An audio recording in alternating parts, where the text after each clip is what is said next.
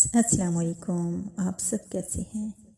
जितने भी सुनने वाले हैं सबको मेरा दिल से सलाम और बहुत सी दुआएं, बहुत सी वेल विशेस कि आप जहाँ भी हों खैरियत से हों और अल्लाह ताला की रहमतों के साए तले हों।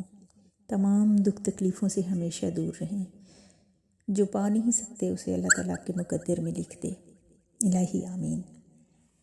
आज मेरी अपनी ही एक नई गज़ल है जो मैं आप लोगों से शेयर करना चाहती हूँ। वो कुछ इस तरह से है कि कुछ नया लिखना चाहती हूँ, कुछ नया पढ़ना चाहती हूँ। जो रकीबों में रहा करता है उसे दोस्त बनाना चाहती हूँ। अनखुली आँखों से जो देखा है वो ख्वाब बुनना चाहती हूँ। जो दूर से मुझे तका करता है उसे अब करीब पाना चाहती हूँ।